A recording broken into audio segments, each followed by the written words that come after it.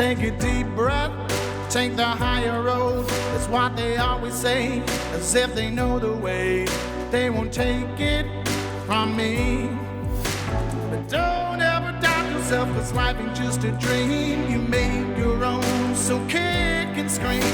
The people will act with a never-ending force. You never had the chance, so what you waiting for? The day has come, my friend, 'cause this is war.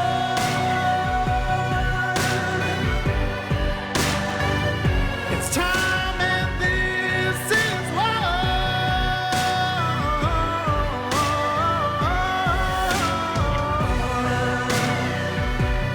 We were told to trust the system.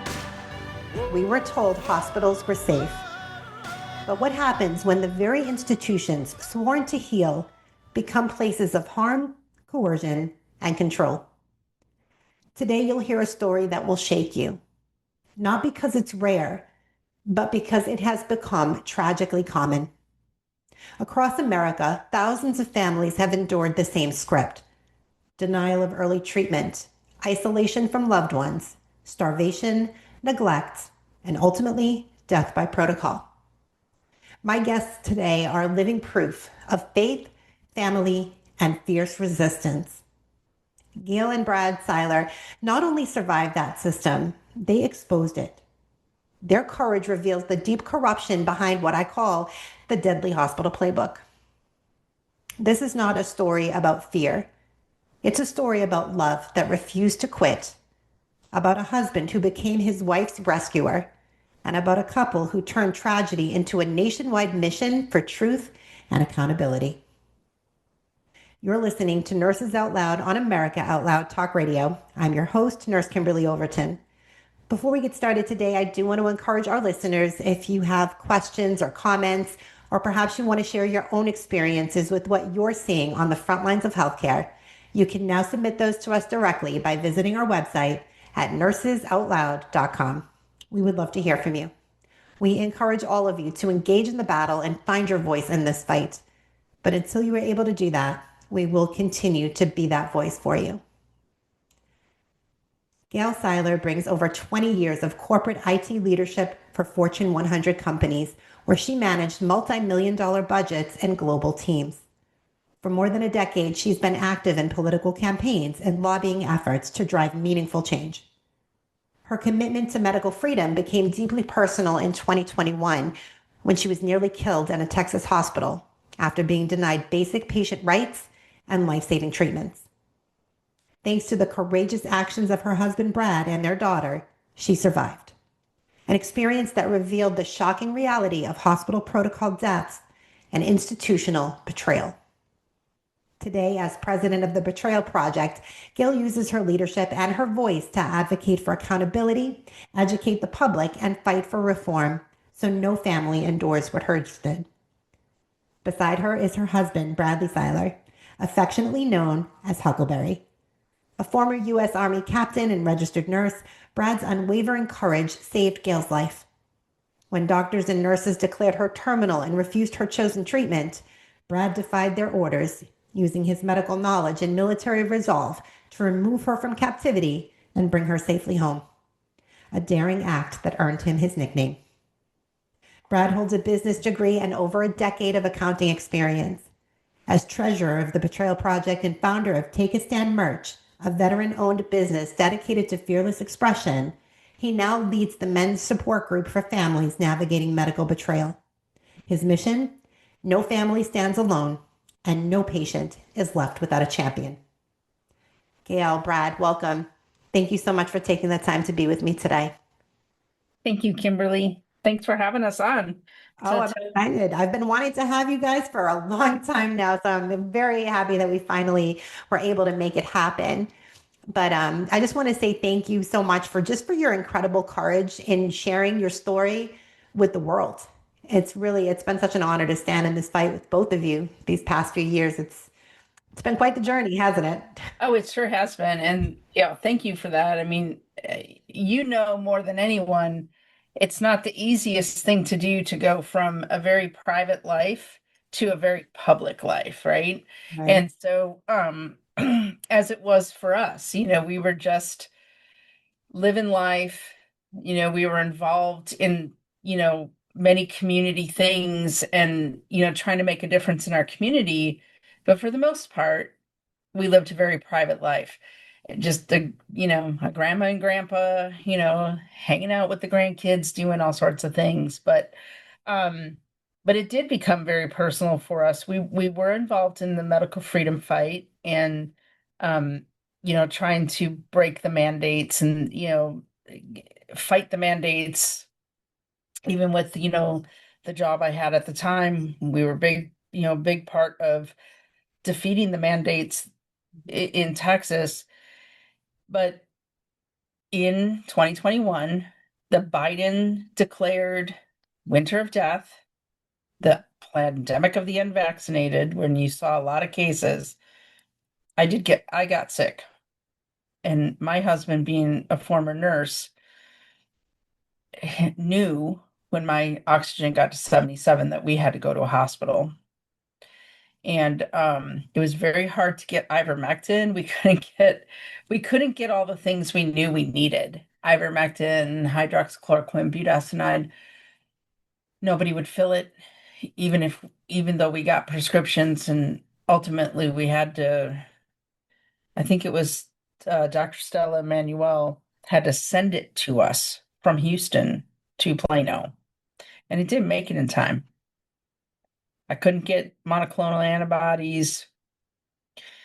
I couldn't. There was a lot of things I couldn't get, so we did decide to go to Medical City Plano because Colonel Allen West, who had been running for governor that year, had gone just a month before to Medical City Plano, and he got ivermectin, hydroxychloroquine, budesonide. Him and his wife both got it, and there was a big kerfuffle in the newspaper about it, about how he took horse paste, even though he was in the hospital when he got it, right?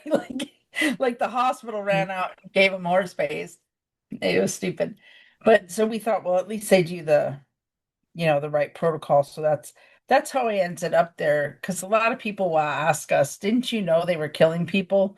Heck yeah. Like we knew. We didn't think it was happening in Texas as much as we learned it was, but we did end up going there. They made Huckleberry leave because they don't want witnesses, right? So, Yeah.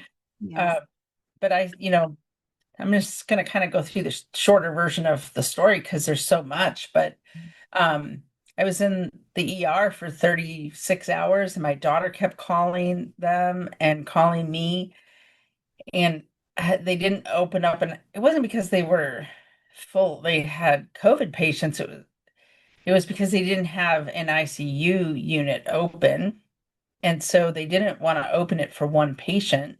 So they waited until there were enough patients there to call in a team and open another ICU unit. And so I was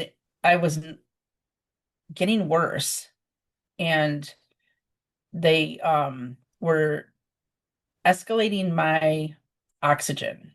And I didn't realize, like Huckleberry realized, that the fast increase in my oxygen was, you can kill somebody with oxygen, right? Yeah. Like, so where Absolutely. I start with 2 liters, and then I'm on 5 liters, and then I'm on the high flow, and then the rebreather, and then it was only within a 24-hour period when I found myself on a BiPAP. And it really was torture. And so when I got to the ICU, it was several hours before I met the hospitalist. I didn't even know what a hospitalist was at the time. Now I know it's the guy that does the hospital's bidding Mhm. and makes sure everybody falls in line with what the hospital wants to do. Um, Dr. Ginkwatch came in, and he asked me, he didn't examine me. In fact, Nobody listened to, this was the craziest thing. Nobody osculated my lungs. Nobody listened to my lungs the entire time I was there. They took chest x-rays. But the doctors themselves never touched me. They Did, just did the asked. nurses listen to you at all, or? No, the nurses didn't listen to my lungs at all. No. Not at all. They took my temperature. Of course, you have the machine taking your pulse ox and your blood pressure, and you got the things on your chest and your back to for your heart rate and all that jazz.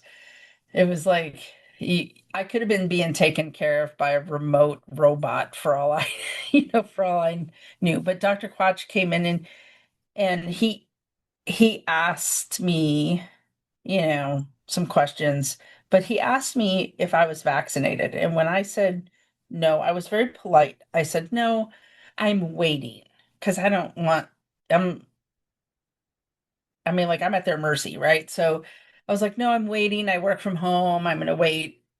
And he patted me on the hand and he said, I'm so sorry, Mrs. Seiler, but you're going to die. Oh And my. it shocked me. It shocked me. It was the first indication I had that I was possibly going to be killed in this hospital. And so, and by now I'm on so much oxygen, you can't just hop up. I've got a catheter by now and all these things that kind of keep me in the bed and weak. I haven't had water. Haven't had anything, no nutrition, not even an IV at this point. And so I called Huckleberry, who was also feeling sick and he was at home. But I called him and I said, this crazy doctor said I'm going to die. And he was like, what are you talking about? He couldn't understand me because I had the BiPAP on. And so he would say, take off your mask. Take off your mask. And so I would pull it to the side and I would talk and he could hear me. And he would tell them, Dr. Quach said, yes, she's going to die unless she takes remdesivir and goes on a ventilator. And my husband said, he said, her voice is strong. She doesn't need a ventilator. Her voice is strong. Mhm. And what did he say to you? He said to you, he said, do you have a medical degree? And he said, as a matter of fact, I do. And so he told them, he said, no, no vent, no vent. And I knew that they were gaslighting me at that point. And so said, I won't even make any decision for myself, not even about an aspirin.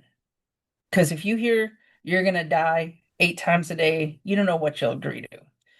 I said, my husband has to be the one to make decisions. My family's got to make the decisions. My husband has to make the decisions, not even an aspirin. And I fired the doctor. I said, you're fired, because I remembered Dr. Bartlett would always say, you can fire your doctor. You don't have to. So I fired him.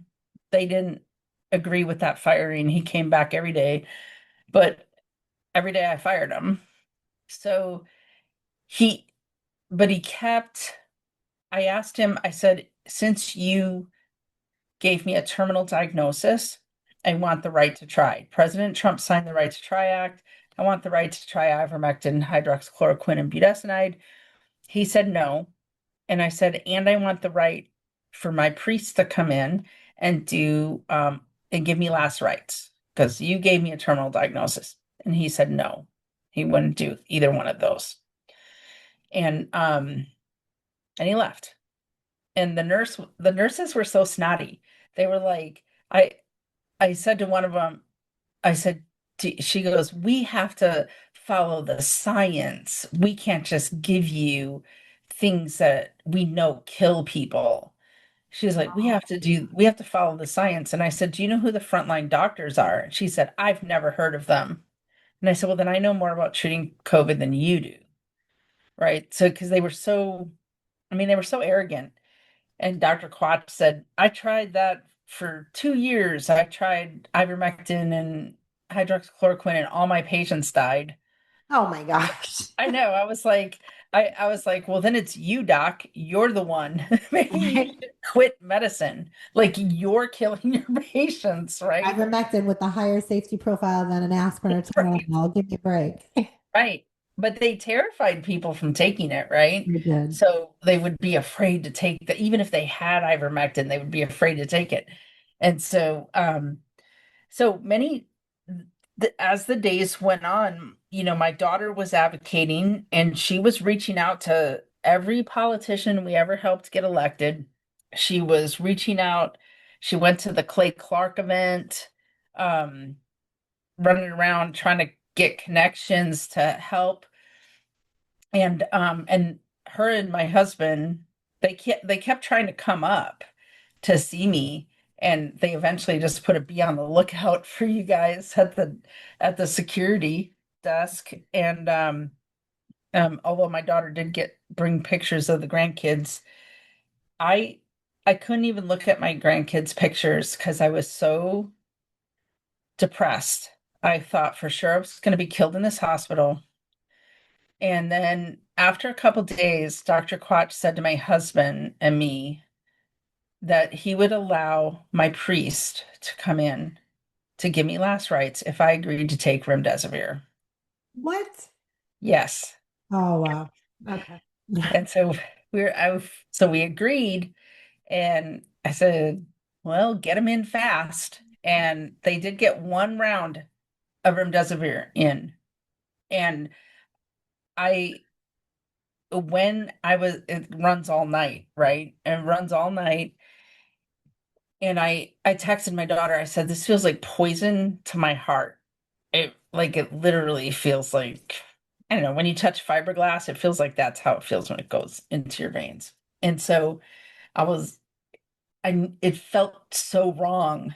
But then my priest came in the morning, and you know, they they know what's up. Like they were also saying, don't take the death dart. But he came and he gave me my sacraments, and my husband knew.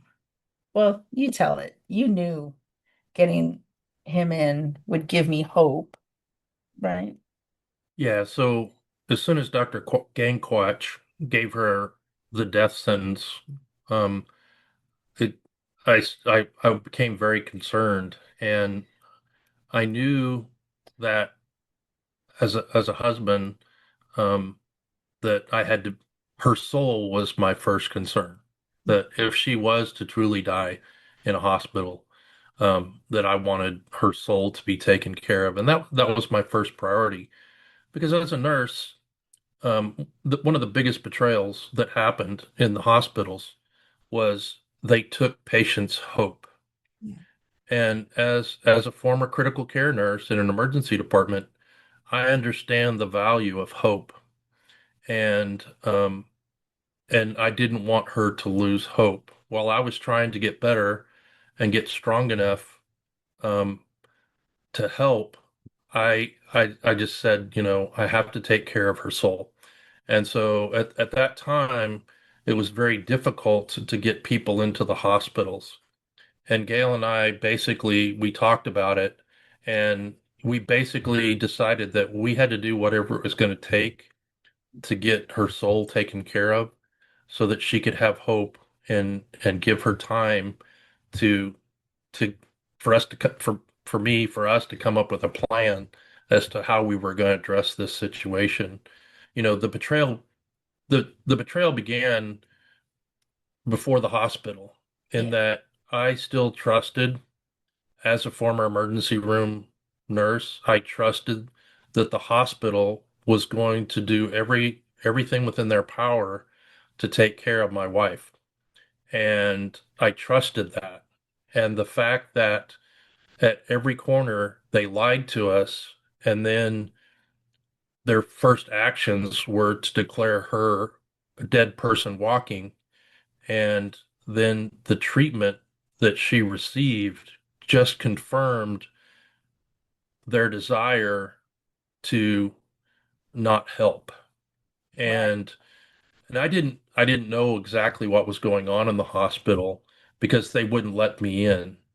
And I told the doctor, I said, I'm not going to authorize anything until I'm allowed to do an assessment. And an assessment requires the five senses. And if I can't be there, then I'm not going to give you a blanket cassette to do whatever you want to do. And when he started talking about that she's going to have a heart attack and that he needed permission to vent her, I told him, I said, no, I will not give you permission. If she codes, then I want you to call me. I want you to resuscitate her, bag her, and call me.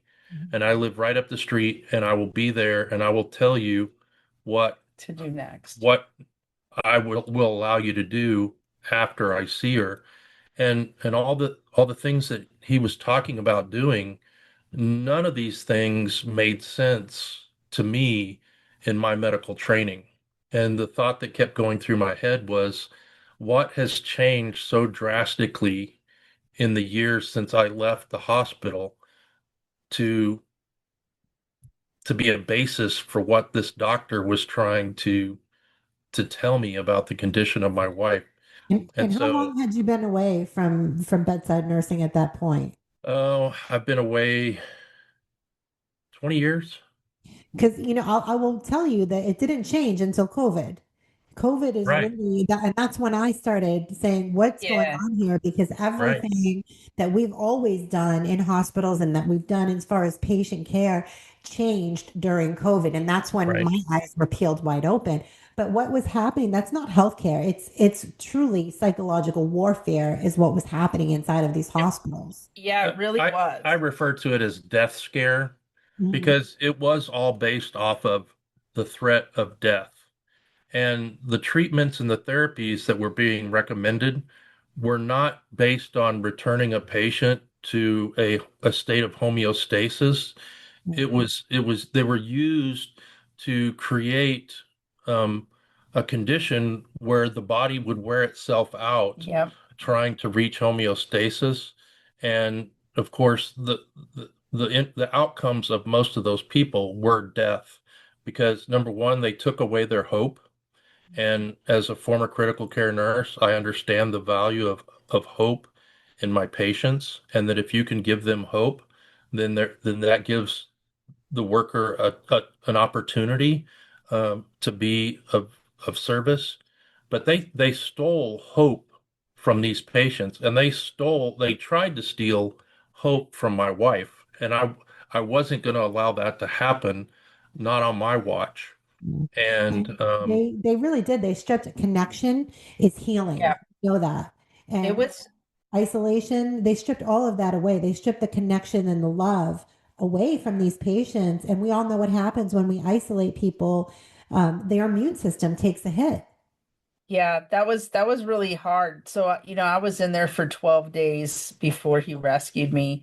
And during that 12 days, there there was there was some physical abuse from some of the nurses who hated unvaccinated people, but there were some couple good nurses too. But there was a lot of, my hair was matted, I was unclean. Most of the time I was naked. Like they would do this thing, like you wouldn't have it's December now, right? So you wouldn't have a blanket, you wouldn't have a robe or a gown on, so that they could just peek in the window of the ICU, no curtain. Everybody who walked by could, see me naked. And it was like, they kind of like treated you like you were some kind of lab animal. And I would see them take bodies out past my window, like that had died and it was absolutely messed with your head. The the isolation was terrible. I Going 12 days without food wasn't the most painful part. Going 7 days without water was excruciating. Was there a reason they weren't feeding you or weren't uh, giving you to put hydration? her on the vent. Yeah, it Their goal from day one was to put me was on to the vent. vent her. Yeah, And that was their goal for everybody. They were put. Yeah. That's why I left because they kept pushing that early intubation, And they were doing it because they said, well, it'll contain the virus. I mean, we'd already Yeah, been exposed to it by that point, so it never made sense to me. right. And, At some and point, were you labeled as a DNR? yes, I was. I kept telling them that I was a full code, and my daughter would call and she would say, "Mom, they still have you listed as a DNR," 'cause she had access to my records online. And she said, "They still have you listed as a DNR." And I would tell them, "Guys, I'm not a DNR." And the nurses and the doctors would literally say to me, "Yes, you are. Yes, you are." Yeah, then you I got it in never, yeah, I never knew that they could decide whether we even had a lawyer go to the administration to try to get it changed. So when we finally got our records, my records, the doctor notes that I said I was a full in the code doctor's in the notes. doctor's notes, but they tagged me still as a DNR, a do not resuscitate. And because they failed trying to make the argument that DNI, do not intubate, means do Do not not resuscitate. resuscitate, because he set him straight on that. Right.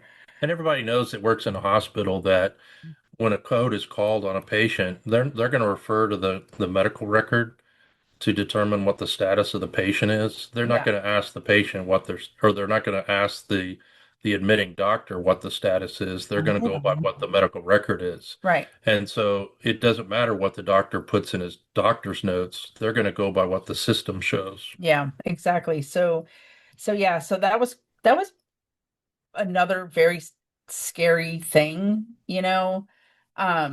And then when Dr. Quach asked you, when he said, "What do you want me to do when she has a heart attack?" I was like, "I don't feel like I'm having a heart attack, but That was the moment I knew that I had to get strong enough to get to in get her there." out because he was already calling for her to die by a heart attack. And I knew that the only way that was going to happen was if they encouraged it to happen. Yeah. And so that's when I knew when he said that, that was the moment I knew that I had to do I something. mean, the good thing was that he scared me right off the bat by saying, by trying to intimidate me into going on the vent. What it did was it made me fully vigilant. And so, like, anytime they came in, "Oh, I have your pain meds." Nope, I'm not in pain. Anything that they did, I didn't even trust anything that they were giving me. I had to read it myself. Like, I didn't trust anybody. And there was a nurse towards the end that came in, and he said, "I'm going to take you off the BiPAP and move you down to the rebreather." He would come in every 15 minutes, and he would be like, "You're going to make it." He was like, "You're going to make it. Don't listen to those machines. Listen to your body. You're going to make it."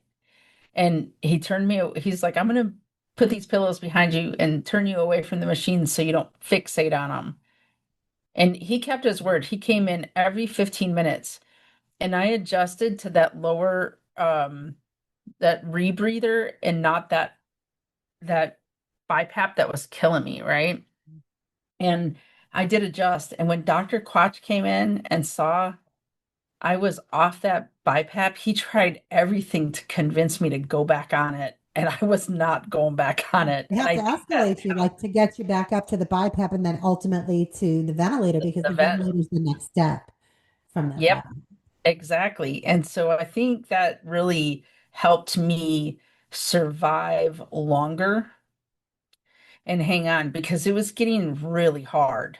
And the other was the patient care tech that accidentally they started bringing in water with laxatives in it. And I would say, "I can't drink that. I'm going to be dehydrated. And if I can drink water with laxatives, why can't I have water with just water?" Like, Right. because and they'd be like, "Oh, no, you can't because you might aspirate." Well, wouldn't I almost aspirate on water with laxatives in it?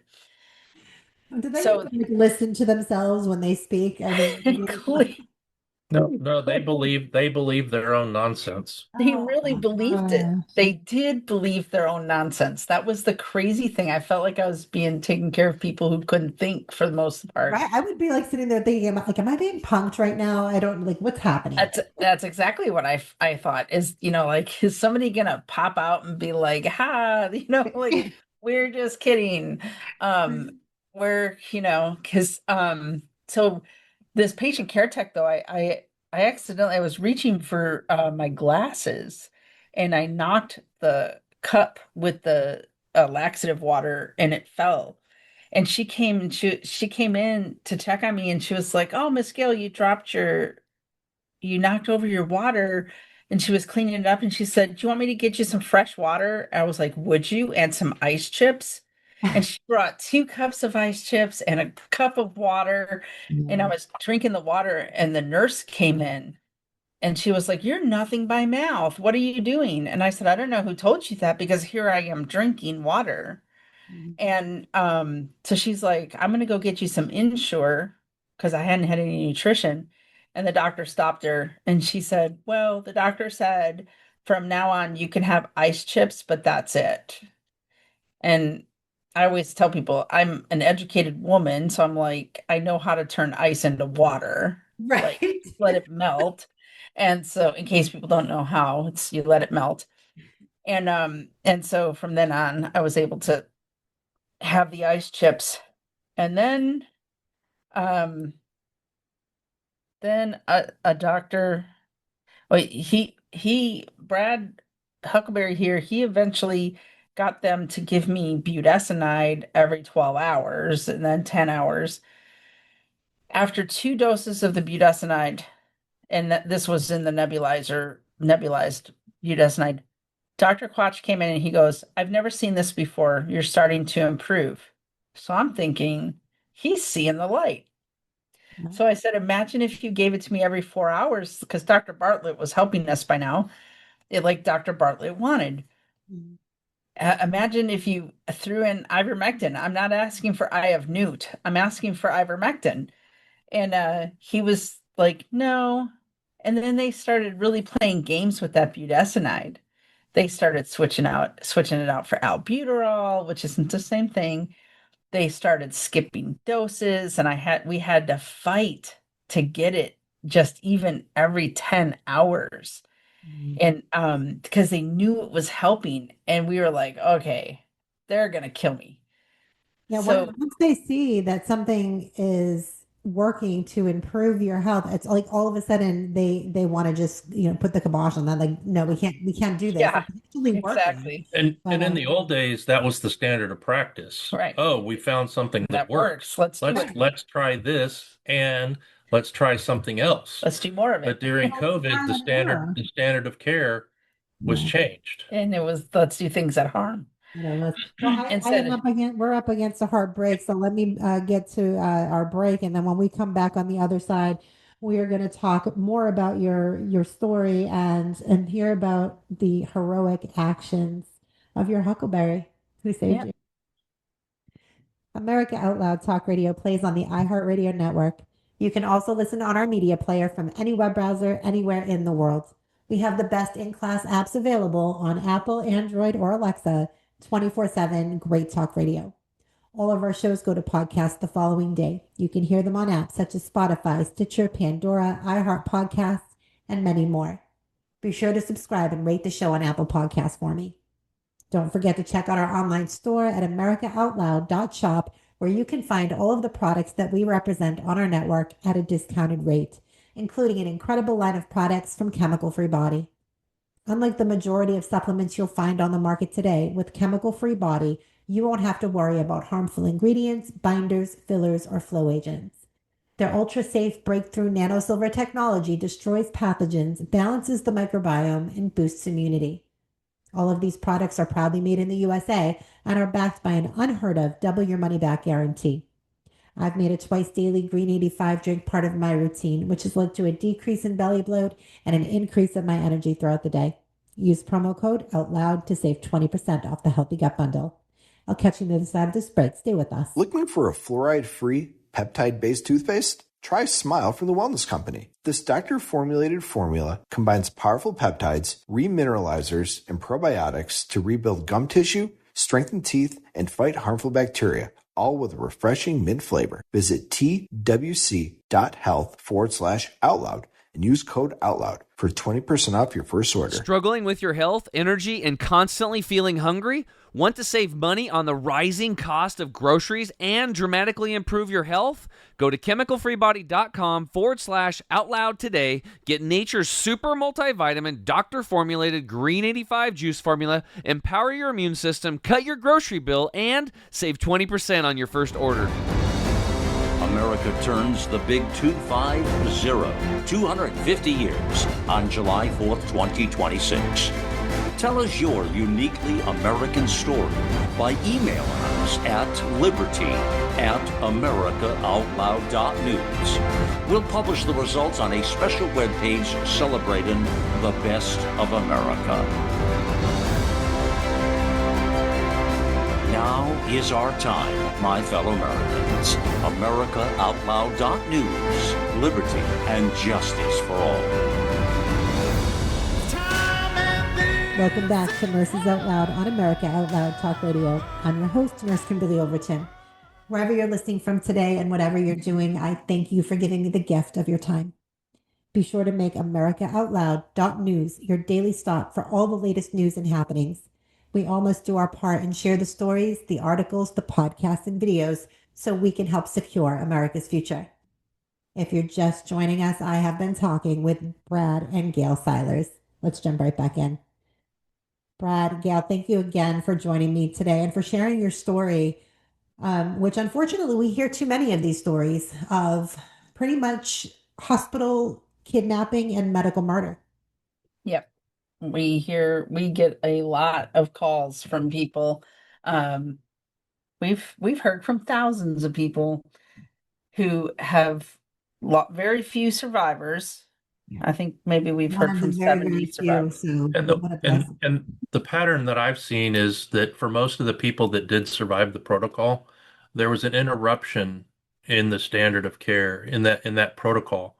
Something occurred, whether it was an outsider's intervention or something that caused that protocol to not be to deviate from the protocol. To be interrupted. Sometimes it was a brave doctor or nurse. Sometimes it was a family member. In our case, we got to the point where Huckleberry had all of the things he felt he needed to take care of me at home. And he had tried to work with the legislators who passed the no patient left alone type legislation in Texas. And he came up on, it was the 14th of December, which was day 11 that I was in the hospital. And he tried to get in using, Senator Bob Hall had given him a copy of the bill that he had drafted and passed, and talked to him about the intent of the bill. We had a lawyer involved, and Brad tried to come up, and they stopped him at security, and he showed them the legislation. I made it up to the room, and I called you. Yeah. And I said, because they met me outside the ICU, and I said, tell them you want me to come in and see you. And they wouldn't let me in. And so the police were there. I called the police when I got there because I thought they were going to support me because I had legislation that supported me being able to see my wife. And it turns out that the hospital called as well. And the police met me outside the door, and they began to interpolate the law for me, which was not their job. It never has been. And they told me that that they work with legislators all the time, when in writing legislation, and what the legislation says is never what it means. And I couldn't believe what I was hearing out of these police officers' mouths. And finally, I said, okay, if you're not going to let me in to see my wife, I want a welfare check. And the sergeant that was there said that to the words the effect of that's ridiculous. She's in a hospital. What could be wrong with her? And I said, no, you don't understand.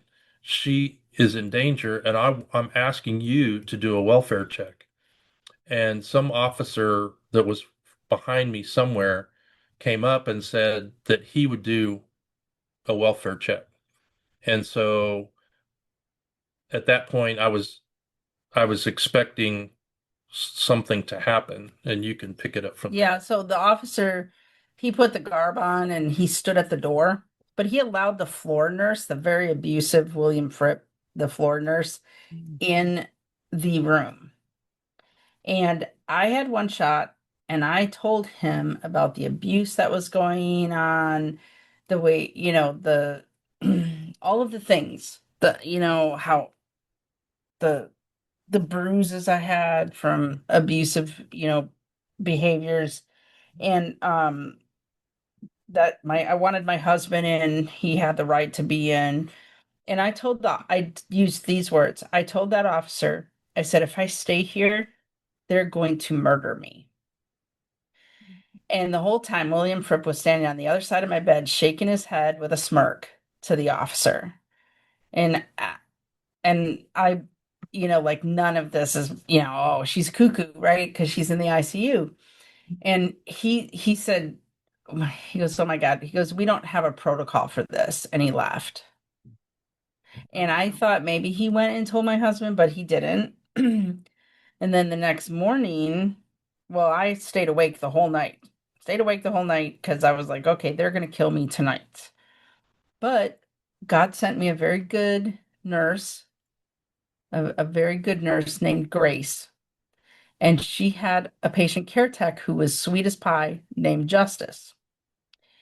And Justice saw the lotion my daughter had brought up earlier in the week. It had ivermectin in it, but nobody would let me have it. And she was like, Miss Gail, your legs are so dry and your feet are so dry. Do you want me to put this lotion on them? I was like, oh my gosh, would you? And so she did that a couple times during the night. And then she saw these drinks my daughter brought, Hydra Shot, and she was reading them and she's like, these look like they'd be good for you because they help with oxygen. Would you like one? I was like, yes. And so I got 2 of those that night and some fairly decent care. And then at 7:30 in the morning, Huckleberry called me and So I left that day and I called Senator Hall and told him what happened. And he said, okay, you need to take the 2 bills, the House bill and the Senate bill, and you need to get an attorney to draft a cease and desist order. And if they need any help with that, just to let me know. And so that's what I did, is I contacted our attorney and he drafted a cease and desist order. And then he calls me in the morning. He's like, he goes, I'm going to come and take you out home hospice. Since they gave you a terminal diagnosis, I'm gonna come and take you out home hospice. If I get in there, do you want to come home? I didn't want to waste my time if she was too scared and didn't want to come. And I said, yeah, I gotta take the chance because I'm gonna die here. I'm gonna die. I'll either die at home with you trying to save me or I die in the hospital and they murder me. Did they give you any resistance as far as wanting to leave on home hospice? Oh yeah. Like to do? Oh yeah. Oh yeah. I mean, I didn't know how he was going to get in because you had to be buzzed into the ICU, but the doors were wide open. So what happened was I got there in the morning and at the security desk in the front, there was an old security officer that knew not to let me in the hospital. But that day there was a different security guard, a young kid. And I walked in and I put a copy of the cease and desist order down on the desk. And I said, this is a cease and desist for my attorney, stating that you have to allow me to see my wife, and I'm going to go upstairs and I'm going to see my wife. And he said, okay, sir. And typically the elevator doors that were normally shut and you had to push the button and wait for the elevator and just stand there, that the elevator doors were wide open and Wow. nobody was waiting to get on the elevator. So I got on the elevator, I pushed the third floor, I got up to the third floor, the doors opened, I turned left, I turned right, and went halfway down the hall. And when I turned right to the ICU doors, which were typically locked, and you had to be buzzed in or let in with a pass card, they were standing wide open. And I could see my wife's room directly in front of me. And so I just walked through the doors and walked into her room and shut the doors and closed the blinds. And that security guard was right behind me. And Everybody chased him in the room. Everybody did. And he wasn't expecting what he found. Filthy. I was covered in poop. I was naked. I was no privacy. no privacy curtain. He was literally like appalled at the condition. So when they all chased him in there, he's already pissed off as a husband and a former nurse. And they're like, you need to get out of here. You need to get out of here right now. We're calling the police. And he turned around and he was like, I'm not going anywhere. I remember this. So like I knew when he got in there, he was going to slay the dragons and I was going to be going home with him. Yes. But he turned around on his heels and he said, I'm not going anywhere. He said, I'm not going anywhere. She's coming home with me. You're not going to murder he said, you're not going to kill my wife. She's not your guinea pig. And then he started barking out orders. He was like, where's her privacy curtain? Clean her up. Put a robe on her or a gown on her. What are you know? And they got scared. Like they were bumping into each other in the hallway, trying to find a privacy curtain, trying to clean me up, trying to do all these things that he was ordering them to do. Like his military his military leadership just like kicked in and he just started, boom, do this, you better do that. And and then of course when they would leave, he'd be like, okay, we're gonna need this at home. He started packing my bag. I started packing her bag. I started getting everything ready because I had brought an oxygen bottle with me, a small oxygen bottle, and a nasal cannula, and that's what I was going to take her out of the hospital on because I figured, well, they're not going to help me, so I have to have a plan on how to get her out of the hospital. But I was on 60 liters. And so the police came. My daughter was like 10 minutes behind him and she got stuck in the hallway. But that was good because she recorded the police. There were 6 officers out in the hallway. It took us about 5-6 hours to get through all this. They kept trying to. It was a hostage negotiation. They kept trying to lure him out of the room. They weren't there. We called the police. The hospital called the police. I think Senator Hall called the police. Senator Hall called him and said, if they ask you to leave, just leave and we'll find another way. And he was like, yes, sir. But then when he got off the phone with him, he was like, they're going to have to. I knew that I had to get her out that day. Because it was they would have killed me. And Lieutenant Colonel Alan West called the hospital and said, hey, you're prejudicing this patient because I got the same treatment that they're asking for and you gave it to me. He was like, you're discriminating against her. And he tried to intervene. The lawyer was up there. My daughter called the lawyer up there.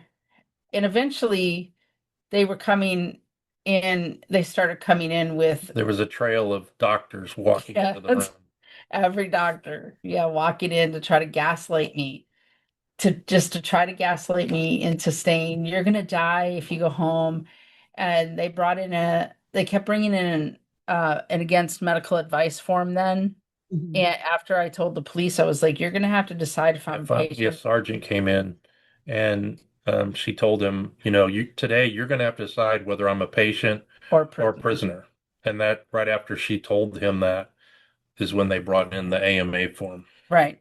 And they had some doctors come in to try to scare me. He can't man, nobody's ever managed this much oxygen before. You're going to die. Because I was on 60 liters. You won't make it through the You night. won't make it through the night. And I said, I would rather go home and have him try to save me than die at your hands and be murdered at your hands. And they kept bringing in the AMA form against medical advice. And I kept saying, I'm not leaving against medical advice. I'm leaving because of medical advice. Because if I stay here, I'm going to die. If I go home, I have a chance to live. So it's not against, because that would let them off the hook for what they did to me. And I wasn't going to do that. I said, I'm going to go home hospice. And so eventually Huckleberry just rewrote the form to be a home hospice form. And at that moment, they went hands off. They took all the IVs out like you told them to do. And yeah, they were just going to leave her there with all the IVs and everything in her. And I was like, are you going to take these out, or do you want me to take them out? He did it. And they took them out. And then William Fripp, the floor nurse, stood there at the door tapping his watch at Huckleberry because he had to get me dressed. I thought I was just going to hop into the wheelchair and just hop out of the bed and walk out.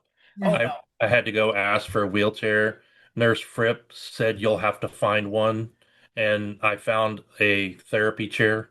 And so I grabbed the therapy chair. I didn't realize how much I couldn't walk. I was there for 12 days, stuck in bed, no moving, and my legs didn't work. And so he had to, and I was panicking because of the oxygen. So we tried to use as much of their oxygen before he's like, we got to go. I got to switch you over. And they took, instead of taking us out the way he came, which would have been it's very about quick. as short as I described it. Yep. They didn't want they wanted to send a message, and they didn't want the world to see my condition that I was leaving in. But William Fripp said, let me take you a shortcut. And it was those long, windy halls towards the back to the service elevator where they take the bodies down to the morgue. That's where they took me out. It wasn't a patient elevator. It was a service elevator. Yeah.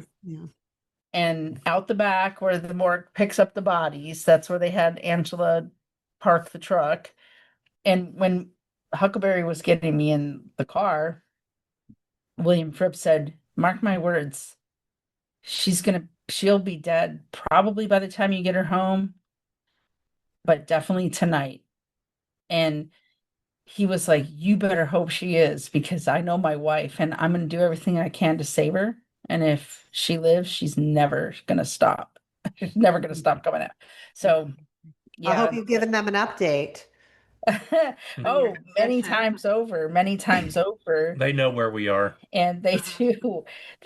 And they didn't, because they did not expect me to live. They made it sound. Here's what they did. They told the police that I was going to murder my wife, and the police put an actual be on the lookout for me. Yeah. So that means that any police officer that approaches me is going to he's going to address me as if I'm a threat to them. Yeah. And you did face criminal charges, didn't you? Yeah. I did face criminal trumped up charges that they had no evidence of. But yes, they charged me with 2 felonies. For taking your wife out of the hospital. As a result of me taking my wife out of the hospital, because they didn't like the fact that I did their job for them and I protected my wife and I saved her life. And they were willing to leave her there under the lack of care of the hospital. Yeah. And they didn't like that. They made him sound like a crazy man. I know the city that we live in. We're active in the activities here, and I know our police department, and they came after me because the police department legal told them that I was a danger and that officers needed to be aware of me. I never made a threat to anybody about anything. There was no threats of violence or anything. It was very peaceful. But they took it as aggression because I wasn't willing to follow their orders. And he very much went against the grain, right? Like, I mean, he he was not like, he was very much in command, and that could seem very scary, but to me it was exactly what I expect Mhm. I him mean, to they do. came after me to the fact that I faced charges right away. And then another year down the road, they submitted the Another additional chart, felony yeah. charge a whole year later. It was right after our story was in Epoch Times. Oh, they're going to make an example out of you for Yeah, sure, because they're not going to want, a million more huckleberries out there right, That's right. jailbreaking their right. loved They ones. don't want people exercising their rights Exactly. and taking loved ones And home where they want to be. and we started telling our story right away because we wanted to give people that kind of hope. Yeah. Like, we wanted to see that. We wanted to see No. families standing up for But their loved people ones. have to be willing to face the consequence, right? And we wanted people to understand that. I mean, I honestly, and after I saw the condition, the terrible, horrific condition that my wife was in, I I didn't know if I was taking her home to live or if I was taking her home to die. Yeah. Because I would say that when I left the hospital with her, she was in pretty critical condition. The oxygen was the worst thing that I had to deal with, because I had two oxygen concentrators here in the house, one that was 5 liters and one that was 15. But she was on 60 liters of Yeah. high flow oxygen Yeah. that completely dried her out completely. And I had to I realized very quickly that I had a very short time frame to wean her down to a manageable level, so that I could take care of her. And so the first 72 hours was it was a very critical time in trying to take care of her. And that is all the time that we have for today, friends. But remember, we are here on the air 5 days a week, Monday through Friday at 10 a.m. Eastern, with a different nurse host daily. You can also catch the encore at 11 p.m. Eastern Standard Time. Please be sure to tune in and listen to myself and these courageous nurses. As we walk you through all of these hot topics, we will empower you with information and education. We will advocate and we will stand in the gap for you, because we are nurses and this is what we do. I'm your host, Nurse Kimberly Overton. You can find me here every Wednesday morning at 10 a.m. Eastern. Until next time, be safe, be well, and God bless. Remember, we are in a war for truth. We are putting out a bounty on the real misinformation and exposing the purveyors of propaganda. No topic is off limits as we shine our lights and expose the darkness.